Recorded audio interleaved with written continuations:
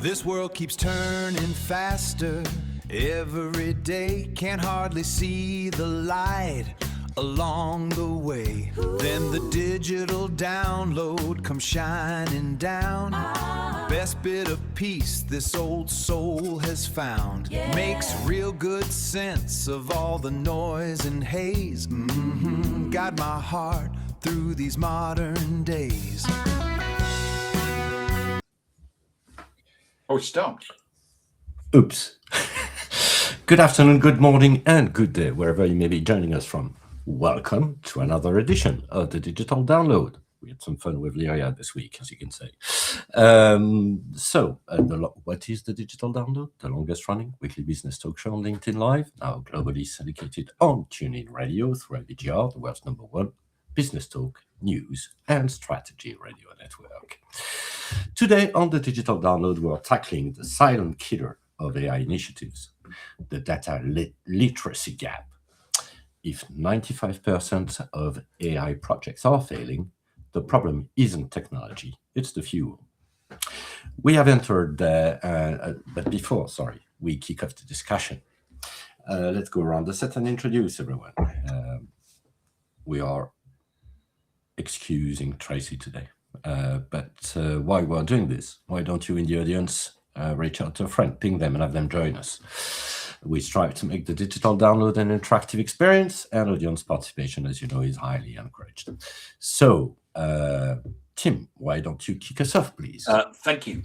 Yes, my name is Tim Hughes. I'm the CEO and co-founder of DLA Ignite, famous for writing the book Social Selling Techniques to Influence Buyers and Changemakers. Also, just to say that we're going to miss Tracy today. She always provides a spark and an inspiration. But we have Adam back with us, and thank you, Tove, for underlining this. Adam. Thank you, Tove. Yes, I'm delighted to be here. I'm co-founder of DLA Ignite and Tim's business partner.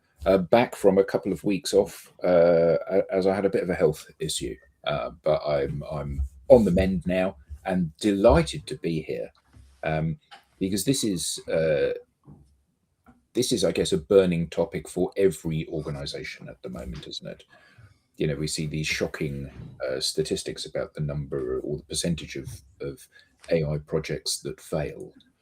I think discussing why they fail is a really important conversation to have. And there are many aspects of this and many angles that hopefully we'll be in a position to discuss in the next 45-50 minutes. All right, so today we're discussing how as a team, we're discussing as a team, of course, how the most important AI skills in 2026 isn't about coding. It's knowing how you build and maintain your ecosystem of reference, and obviously how, as contributors and employees, we actually work with AI, and we'll discuss a little bit about this. Okay, so I've got a financial question to start with, and I'll probably start with the following. How do we organize business context, professional identity, and voice to create a single version of the truth for digital teammates? Who wants to take that? Well, I can certainly wade in on that. So I think the issue, certainly the issue that we see when we talk to organizations, is that AI has been lauded as some sort of savior for business processes. So organizations are told they can... Just like the internet was. Just like the internet was, yeah. So organizations are told that they can save 10, 15, 20, 25% of their time by deploying AI agents or AI tools to provide shortcuts for them. And that's a very compelling story to be told, and something that we all of us kind of feel, well, AI can help me with that. I think that the thing that is overlooked, which is the point of that comment further to your question, Bertrand, the point is that when everybody has, let's assume everybody uses the same AI tool. I mean, there are several out there, but let's assume everybody uses the same one. Then everybody has the same language, same knowledge, the same infrastructure that is providing those shortcuts and those answers that they're looking for. And the challenge that we face is that in a world where we now have a turnkey solution to producing content, producing answers, producing RFPs, producing responses, all of those are the same. And in that world where everything is commoditized, it becomes a race to the bottom in terms of price. Why would I buy from Bertrand when Tim is offering what appears to be exactly the same thing for 20% less? Well, I'll obviously buy from Tim. And the problem is that way hell lies.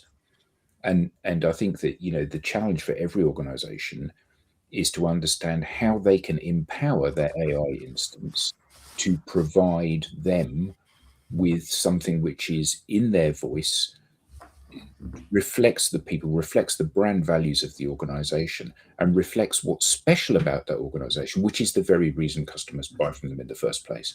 So creating that infrastructure and creating that knowledge base for AI is the first step if you don't want to have your prices and profit margins hacked to pieces.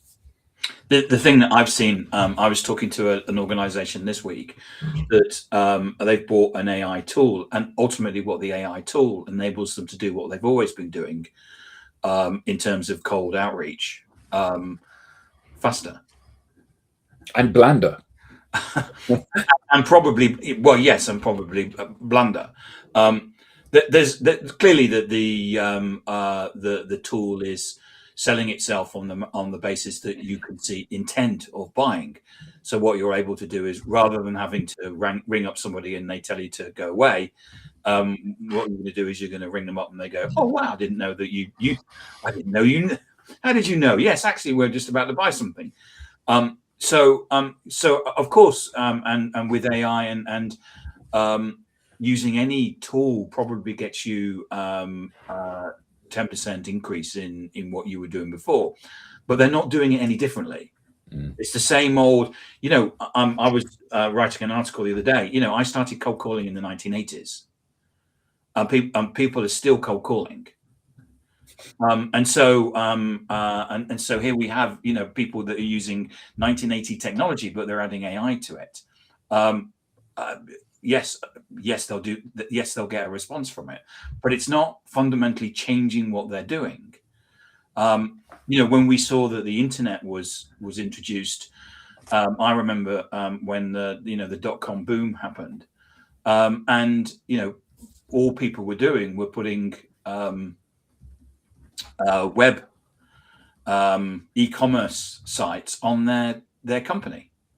It wasn't actually changing the company at all. I remember when Specialized Bikes, being a Specialized Bike owner, they actually announced that they were going through a whole process re-engineering. They saw that the internet as an opportunity to actually re-engineer their business from the outside in. And that's the things that we need to be seeing. I'm actually amazed that the KPMGs and the PwCs and the Accentures aren't already shouting that from the rooftops, because that's kind of their comfort zone. Well, I think the other thing is, further to what you said there, Tim, about it provides you with intent. I think intent is a very difficult thing to divine within your audience. For years we've had marketing MQLs that have said this person is a hot prospect at the moment because they have entered a webinar. And I'll go to the HubSpot website and download a paper, and within 30 minutes I've got a phone call saying, "Yeah, you're going to buy." Exactly. And the answer is no. And the reason it's no is because it's either a resource that you want, or you are learning about that particular environment or that product or that opportunity prior to even thinking whether or not it's going to add value to your business. So I think that the thing is that yes, if you come to attend one of my webinars, you have more intent to buy than somebody that hasn't come to one of my webinars. But that doesn't mean you're going to be picking up the phone next week and ordering something. What it means is that you could be very early on in the process, or you might even be learning a little bit about that environment to decide that environment is not something that you want to buy. And I think that like with salespeople's pipelines and MQLs and SQLs and website visitors and impressions of your content, I think often we are deluded in terms of how important we think these things are. You know, I got 1 million views of my content this week, and the phone rung. Well, no. Okay, so what does that tell you? That means that people may have noticed it, or they may not. They may have consumed it, or they may not. And I think a lot of this stuff is us hoping for a result, isn't it? So, Bertram, if prompts are processes, but context is fuel, how do we actually build a context library without it becoming a disorganized data dump? That's what a great question.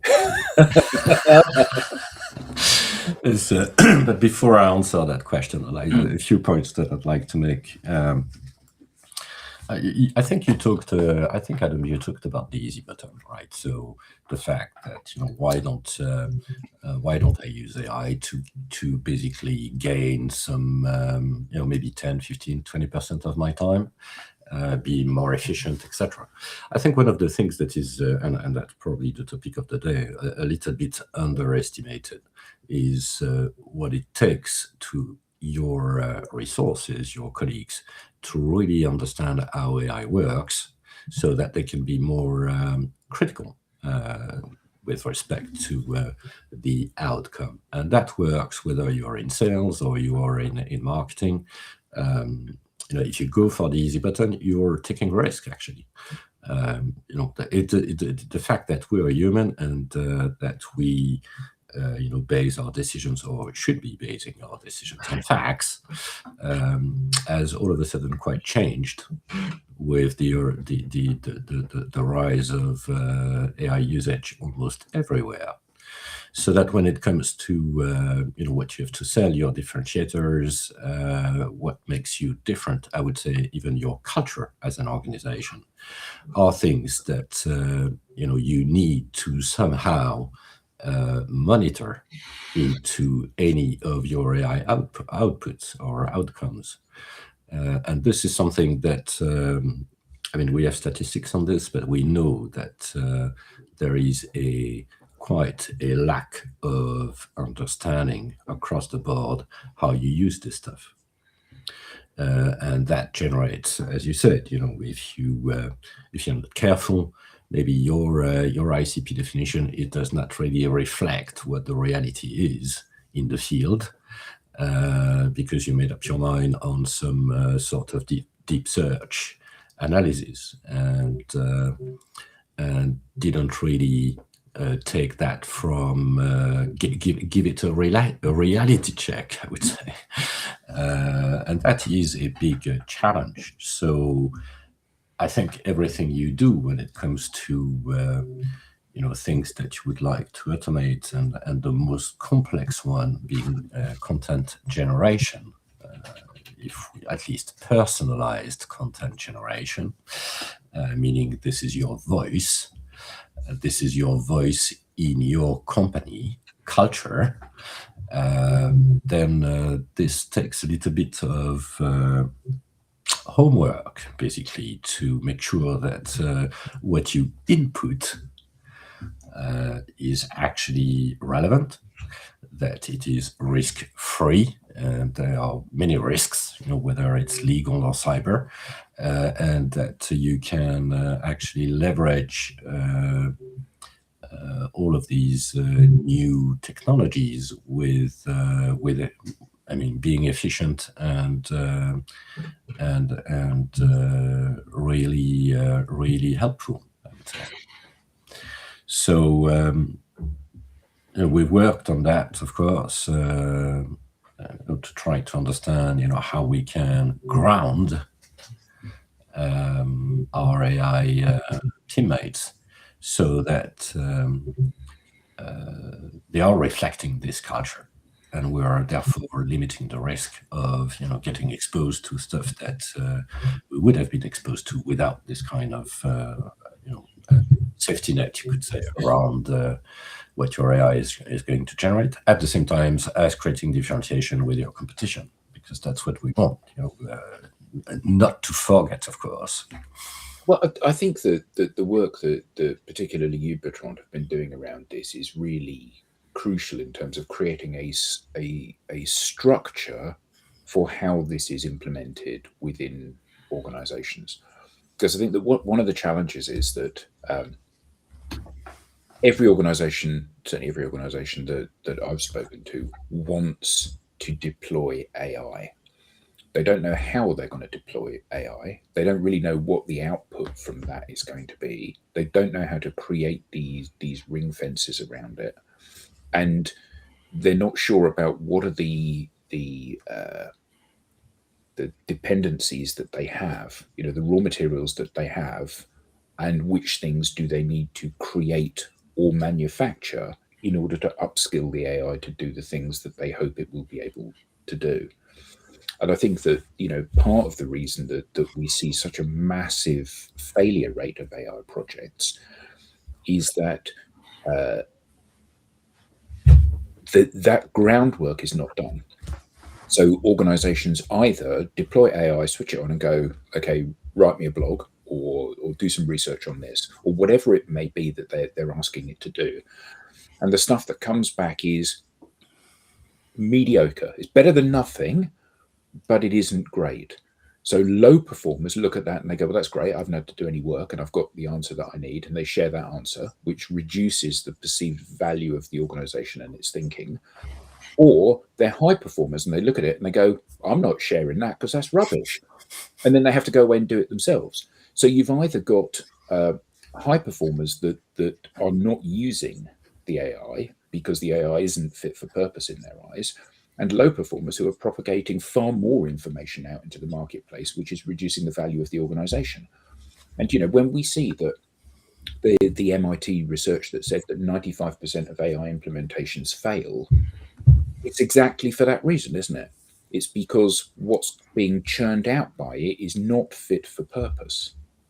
And therein lies the issue. The very thing that we are trying to do, which is differentiate ourselves and make ourselves look more attractive than our competitors in the marketplace, is exactly what this is failing to do, and in fact compounding the problem of.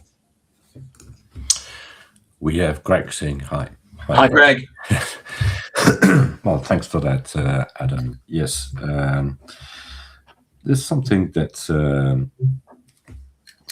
for sure we see over and over again, because in the meantime, yes, well, as you said, a number of projects are failing, and there might be governance issues around this, from the start. But then one of the things that keeps going, while this is not happening into organizations, are people using their own AI assistant. And when you actually have a new teammate on board, it actually comes with a complete digital workforce with it, alongside. Is that workforce completely secured? How do we deal with that from a just rules of engagement perspective? That is also something that probably needs to be at least underlined and obviously brought to the table when from day one in this type of projects. Yeah, well, I think Greg's last comment, mediocre prompt equals mediocre return. I think that yes, that is partly true. However, and I think that this is the big issue. This is way beyond prompts these days. You can write a brilliant prompt, which is an instruction for the AI to do a particular task. The issue is, if the AI doesn't know what you want it to do, it knows what the world is expecting because it's sourced from every single person that's using it. If you haven't upskilled it with that context, which is unique to you as a person and you as a business, it doesn't matter how good the prompt is.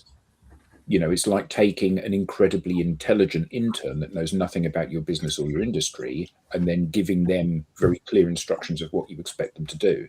The very insights that you're hoping to use to give you that differentiation and that profit margin are going to be absent from the output. So it's that baseline, that upskilling and creation and learning process for the AI that's the crucial part, isn't it? Yeah, I went to see Tim Harford, the economist, last night at Richmond, and he was talking about AI as part of that. And he said that he went to ChatGPT and he just put in the prompt that said, by the way, the blind date that you organised for me didn't go very well, because when I got there, it wasn't a girl, it was an octopus. And ChatGPT responded and said, well, I'm really sorry about that, but here's a towel. And he said that in some cases, when you go to ChatGPT, what it understands is that actually what we're doing is improv. Mm-hmm. And it actually responds. And there's I had a lady come on my podcast, and she's come up with this strategy methodology, which she calls SOAP. And everything that the AI basically came up with had a soap pun in it. So what it's trying to do is actually see that it's improv, but by doing that, it doesn't necessarily know the context when to do that and when you actually ask it a question that what you're doing is that you're talking about it something for real. So it will give you the answer that you want, and it won't go away and make something up, because even though we may say it's hallucinating, because it's not giving us what we want, it may be because it's thinking that what we're doing is this is a joke, and actually what we want is this back and forwards laughter thing. So we do need to be very careful about the context that we're using within within AI. Yeah. Thanks, Greg. Yeah, I thought it was a brilliant response as well. Yeah. So an organization is thinking about implementing AI to help them achieve efficiency or upskill people or create a greater volume of outreach, or whatever their objective may be. So, I mean, I know the snappy catch answer is phone Bertrand or Tim. But what things does an organization need to think about before they switch this thing on and empower the people to use it? What are the steps that need to be put in place? Well, it was interesting. Bertrand shared a link just before the show, which people may not know. That the UK is no longer part of Europe, but in Europe, what they've done is they've actually passed a law that everybody has to be trained on AI. Is that right, Bertrand? Yes, it is right. It's part of the AI Act. And the whole idea is, as we said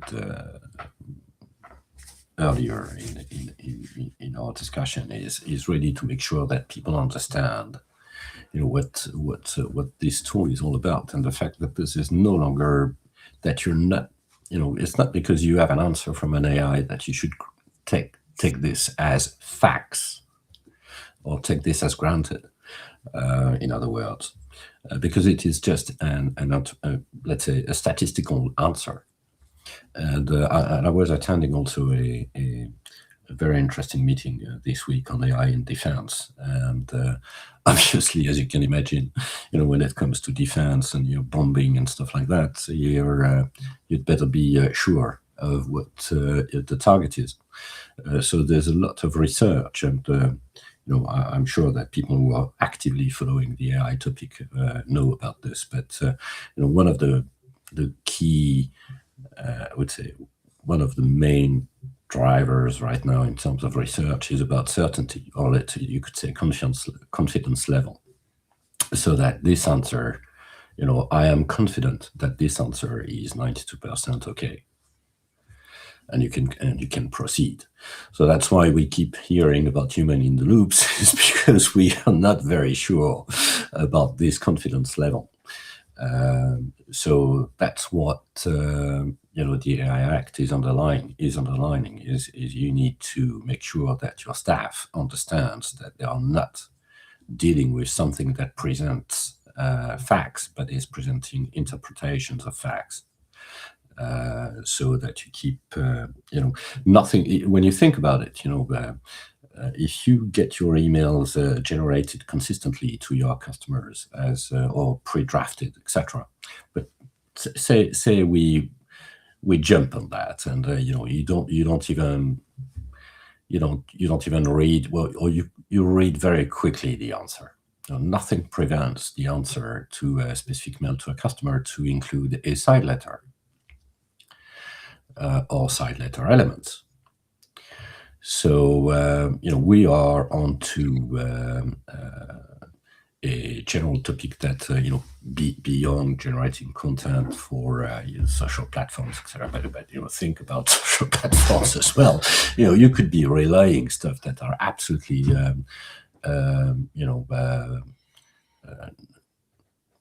that's a word that starts with a B, but that are non-trustable. Therefore, exposing yourself, exposing your organization, and obviously we want to have security checks before we do that. That's what I'm keeping. I like the idea of having a safety net on everything that you get generated for you.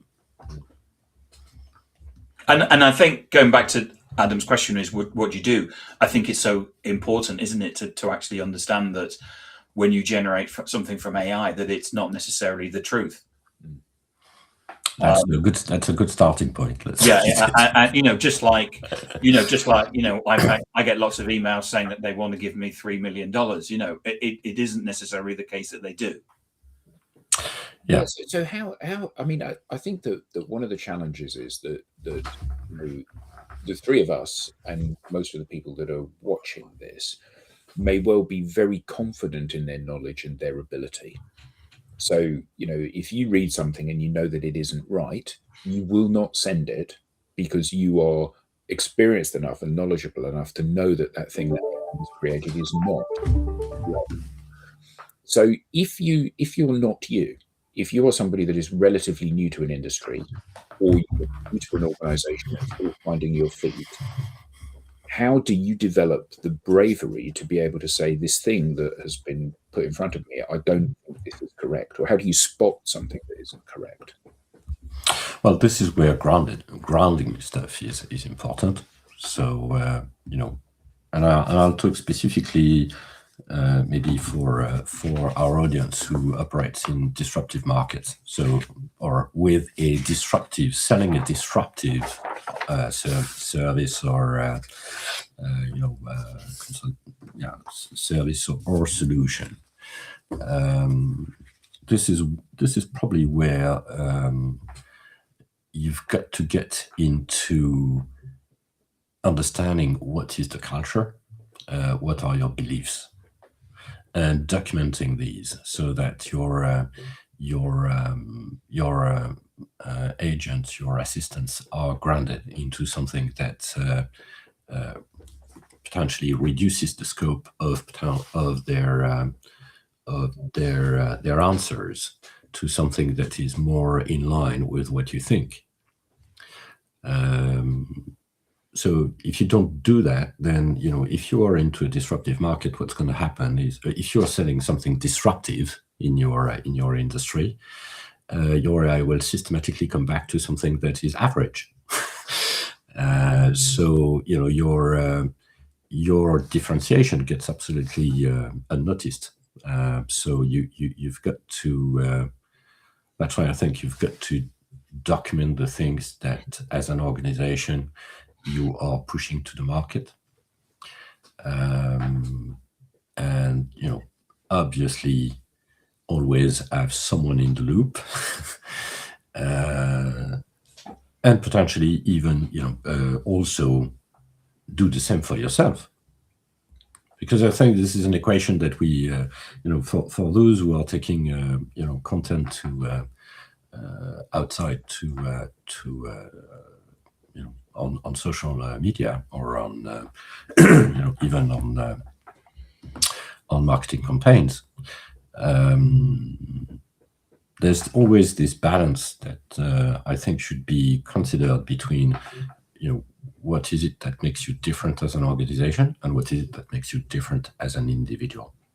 But I guess how do organizations structure that? Now, obviously, we know the answer to this, but how do organizations structure that? Because you, Bertrand, have worked with organizations, and you've said to them, do you know who your ICP is? And they go, yeah, absolutely. And you say, okay, show me the document.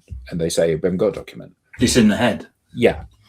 Well, it probably depends on the size, but of the organization. There are lots of different elements here, aren't there, where you speak to people within the organization and they go, yeah, I absolutely know what my organization stands for. Mm-hmm. And actually, knowing what your organization stands for, and you having the raw materials to be able to load into your AI, so it knows what those are poles apart, aren't they? So a lot of that pre-work, is around consulting and brainstorming and listening and scribing what people say, so you can gather that great cloud of unstructured data and say, okay, here's a summary of what we stand for. Here's a summary for what our values are. Here's a summary for who we're looking to talk to. Here's a summary for what our bandwidth is, the area of the market that we operate in, our value prop, all of these different elements. So what typically are the big holes in this? Because we've got a brand guidelines document from our agency, and we've got a website full of content. Oh, well, we're good to go then, aren't we? Well, actually, no, you're not. You're a million miles. No, you're not. I think, going back to sanity check, if you believe you as a marketing organization know very well your ICP, I mean, in detail. But can I? So I want to share this with the audience. So we're working with an organization where, first and foremost, Bertrand said, "Do you have the ICP?" And they said yes. And they said, "Send me the document." And they said, "No, it's in our heads." So he then took the ICP document, and it would say a page of A4. Just holding up a pad, so people, because in America some people don't. So it was a page of A4, right? So Bertrand says, it's not really long enough. So he runs a Zoom call with them, and takes the AI out of that, and he creates something which is 17 pages long. Mm-hmm. So when we're talking about defining an your ideal customer persona, well, it's terms of magnitude between it's in my head to it's a page of A4 to it's 17 pages of A4. And so I just wanted to set that so that the people out there understand, that's the size of magnitude that you can use. And if you think about how you should be defining your ethics and your purpose, and making sure that you're going to market in the way that you want. Sorry, Bertrand, I butted in. I thought I just said that. No, but that's perfectly right. And and I think the point is that even then you've done this. You still have room for improvement. So it just gives a size. Talking about data literacy, it gives you an idea of what is required to come any closer to what the reality and what your true audience is. But that is where I think there's in that area, there's a lot to get from AI. If you raise the right questions in the right audience, and there's all of this knowledge which all of a sudden is shared. Is basically a brand dump of, especially if you do that with scale companies where you do have the founders and people who fully understand where they come from and where they are going. It's obviously very high value, and if you can capture that, then obviously you can carefully use AI tools to get what is usually quite difficult to get, which is a level 0 or a level 1 of your ICP definition, and that is a starting point. Then we can work, refine this, share it, discuss it, validate it.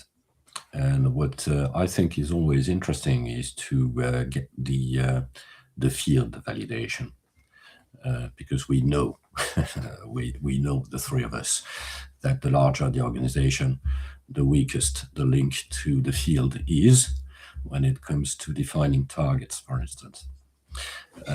So I've got a question here. So there is at one end of the spectrum, there is I work within an organization. I've signed up for ChatGPT. I just put some smart prompts into it, and it gives me stuff that I just cut and paste into my outbound stuff, whether that's an email or a script for a call or an introductory letter or a post on social. That's one end of the spectrum. The other end of the spectrum is that I never get my AI to market, because I spend all of my time doing consulting projects in order to get better and better briefs for AI. Obviously, there's a sweet spot in the middle. To a certain extent, there's an element of this shoot, aim, fire kind of thing, where you have to dip your toe in the water.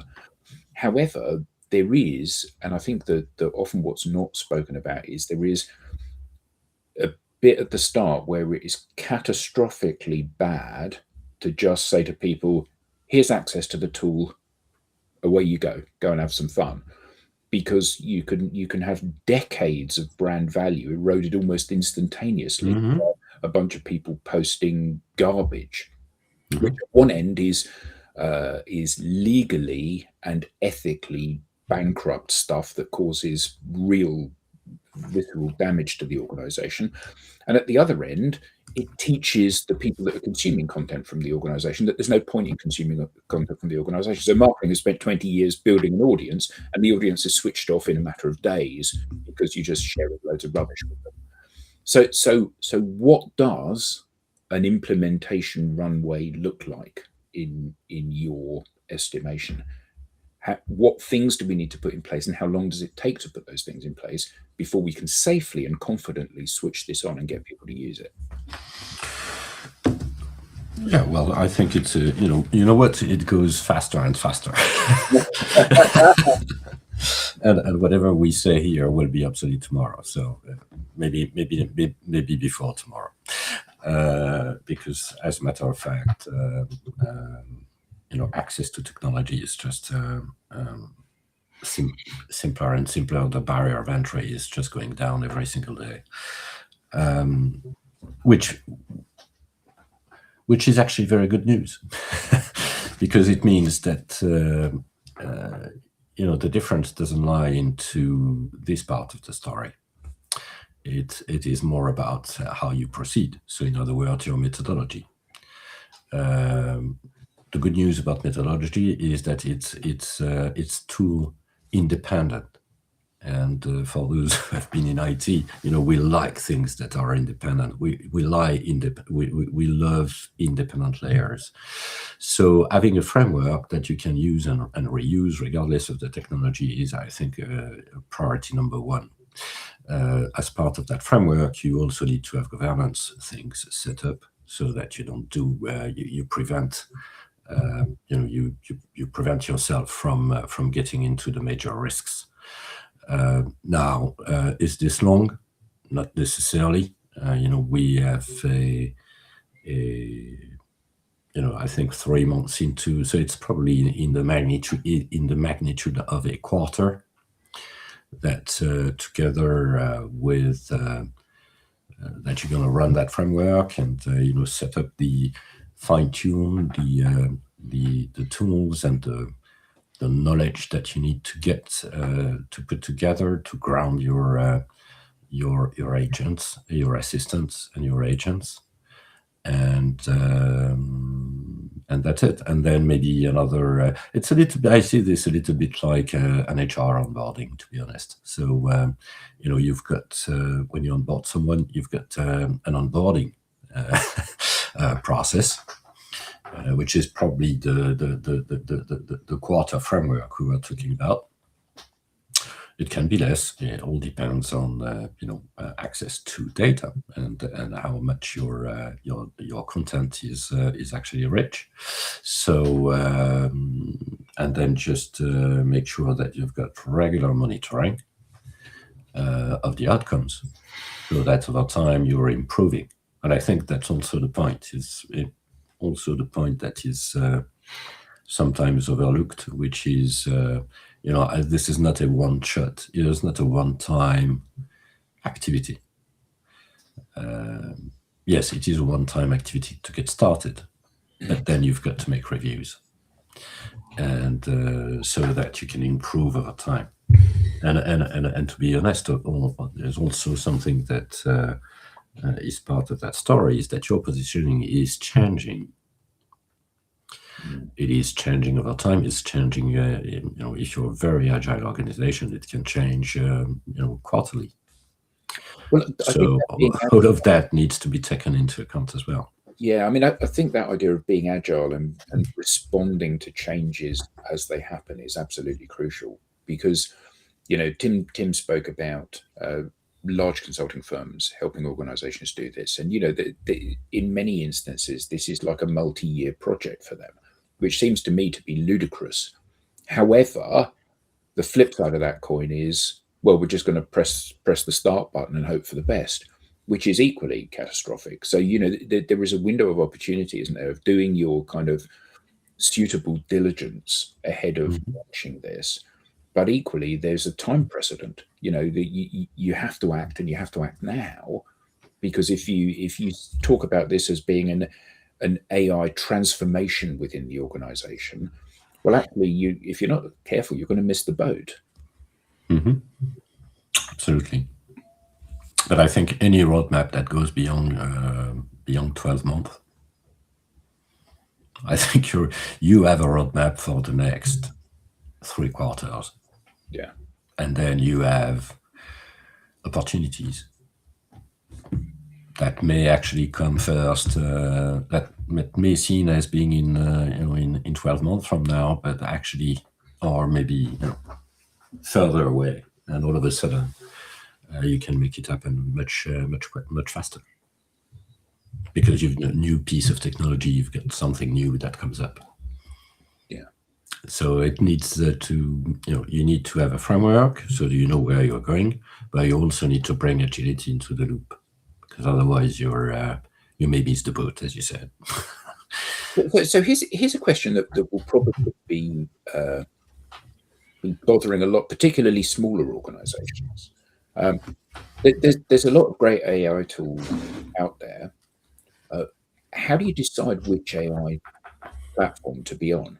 Now, we're a Google house, and I love the fact that we're a Google house, because Gemini is really good, and Notebook LM is really good, and Google Studio is really good. So all of these things, and they all talk to each other. And I'm sure that every AI platform has similar kind of things.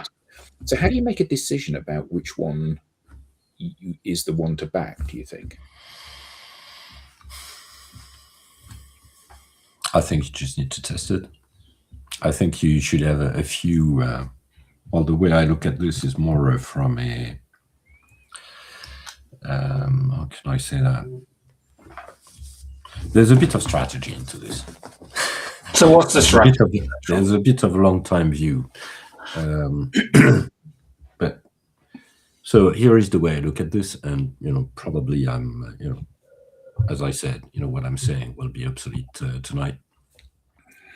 But I think there are 2 types of organizations, that 2 types of suppliers, let's put it this way. There are suppliers who are building enterprise software around AI, just like it's a little bit like in the automotive industry, right? So you've got automotive manufacturers who have built cars who are building cars around a computer. and you have automotive manufacturers who are building AI into their cars.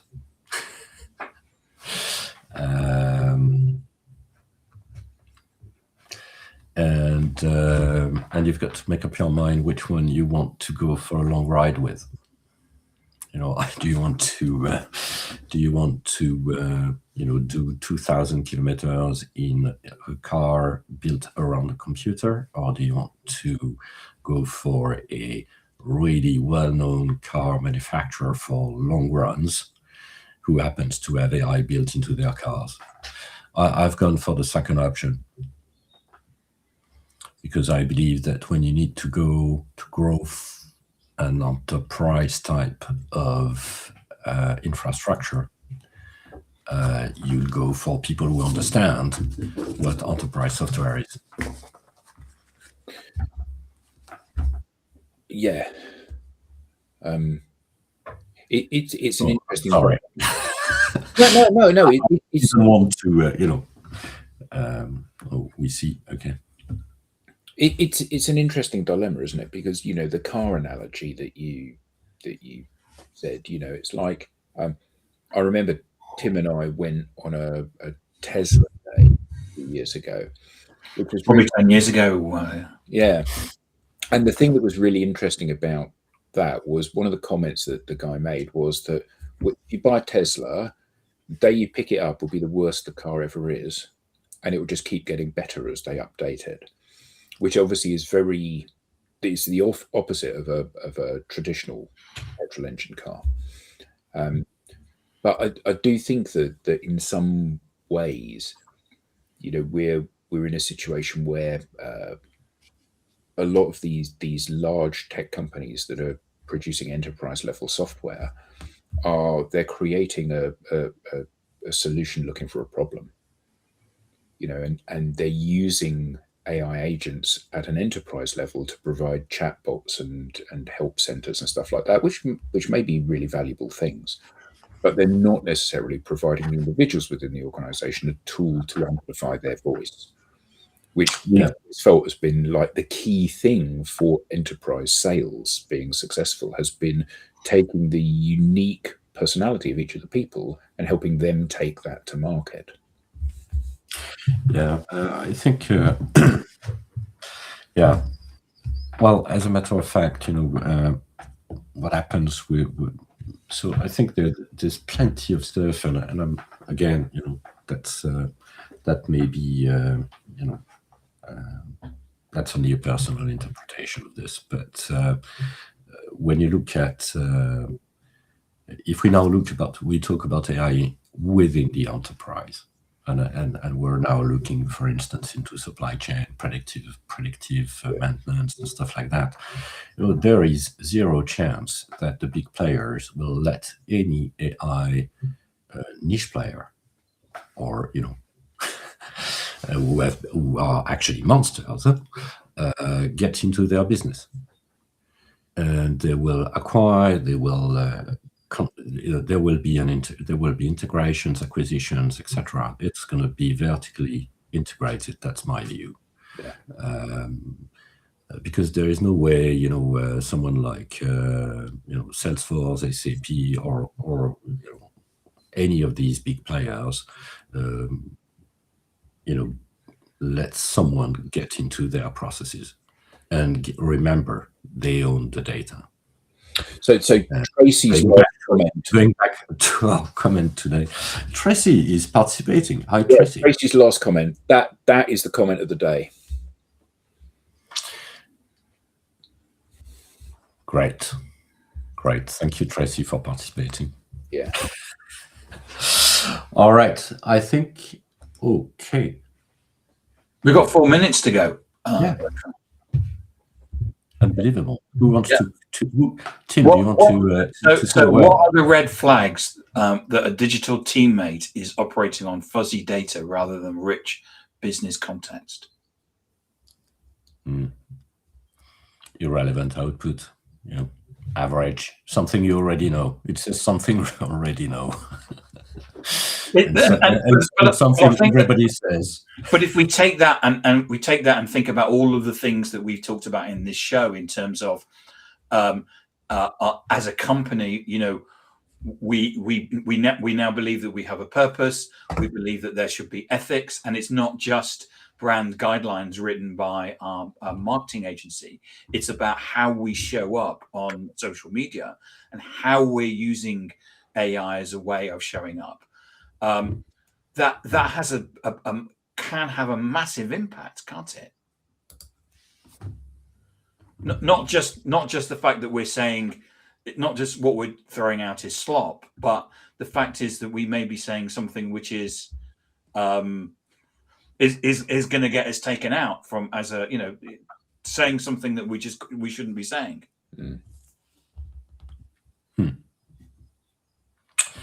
Yeah, we need as Craig said I think earlier in the chat. Let me just retrieve this.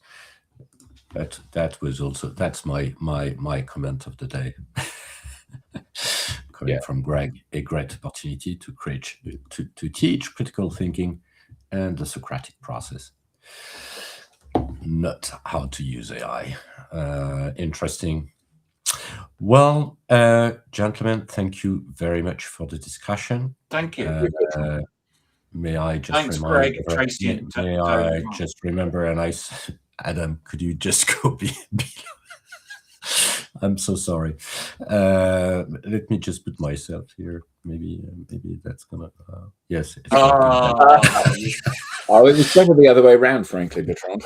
Okay, so gentlemen, thank you very much. If you want to know more about the show, this is the QR code you should be scanning, or just visiting us at digitaldownload.live/newsletter.